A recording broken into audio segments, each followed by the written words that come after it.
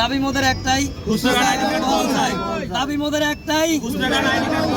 মাননীয় প্রধানমন্ত্রী, মাননীয় কৃষিমন্ত্রী মহোদয়ের কাছে আমাদের দাবি একটাই, দাবি মোদের একটাই।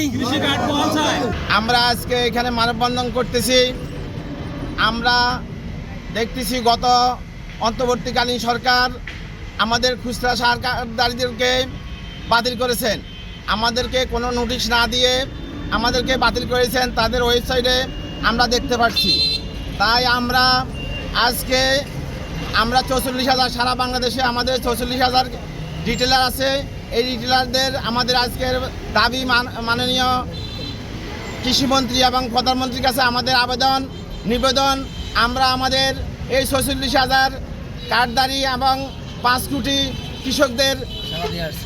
কৃষকদের সেবা দিয়ে আসছি এবং আমাদের 6 কোটি পরিবারের জীবনযাপন জন্য আমরা আজকে মানববন্ধন করছি।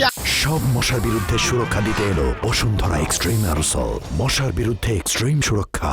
যে অন্তর্বর্তীকালীন সরকার গত 13ই নভেম্বর সরকার অনুমোদিত খুচরা সার আইডি কার্ডধারী ব্যবসায়ীদের বাতিল বলে গণ্য করে, কিন্তু আমাদেরকে কোনো ধরনের নোটিশ করেনি। তাদের নিজ একান্ত মতামতে কৃষি মন্ত্রণালয়ের ওয়েবসাইটে এই তথ্য প্রকাশ করে। কিন্তু দেখা গেছে আমরা 44,000 খুচরা সার বিক্রেতা প্রায় 30 বছরের মতো সুনামের সাথে ব্যবসা করে আসছি এবং 5 কোটি কৃষককে সেবা দিয়ে আসছি। তাই আমরা যদি না থাকি কৃষক মারাত্মকভাবে ক্ষতির সম্মুখীন হবে এবং আমাদের 6 কোটি পরিবারের পরিজন নিয়ে জীবন জীবিকা হুমকির মুখে পড়বে। তাই মাননীয় কৃষিমন্ত্রী মহোদয়ের নিকট, মাননীয় প্রধানমন্ত্রী মহোদয়ের নিকট অকুল আবেদন, আমাদের খুচরা সার বিক্রেতা অ্যাসোসিয়েশন অব বাংলাদেশ কার্ডধারী সকলকে বহাল রাখার জন্য দাবি জানাচ্ছি।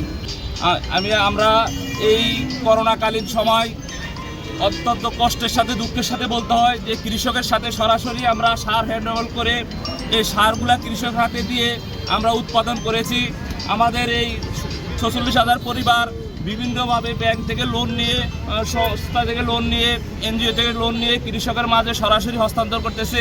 বিভিন্নভাবে দিনরাত পরিশ্রম করে, মাঠে ঘাটে পরিশ্রম করে আজকে যদি 44,000 পরিবার আমাদেরকে যদি বাতিল ঘোষণা করা হয়, তাহলে আমাদের 44,000 পরিবারের ভিতরে তাদের 6 কোটি পরিবার ফ্যামিলির সদস্য আজকে না খায় মাঠে মারা যাবে। আর আমাদের প্রতিষ্ঠানে যে আমরা ব্যাংক থেকে, এনজিও থেকে যে সমস্ত লোন নিয়েছি, এই লোনগুলো আমাদের বিলুপ্ত হয়ে যাবে। এই লোনগুলোর কারণে আমাদের ব্যবসা প্রতিষ্ঠান বিলুপ্ত হয়ে যাবে, যা বাংলাদেশের কৃষি সেক্টরে বিশাল আকারে ধস নামবে।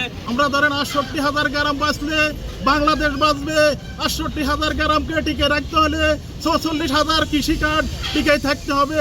আমরা মাননীয় প্রধানমন্ত্রীকে আকুল আবেদন ও কৃষিমন্ত্রীকে আকুল আবেদন জানাই, যাতে আমাদের এই পরিবারগুলোকে ধ্বংস না করে। আমরা জায়গা জমি বিক্রি করে, কৃষি থেকে লোন নিয়ে, ব্যাংক থেকে লোন নিয়ে আমরা যে ব্যবসা চালু করেছি, যদি এই ব্যবসা বিলুপ্তি হয়ে যায়, আমরা কোনোদিন এই পরিবার টিকে থাকতে পারবে না বাংলাদেশের মধ্যে।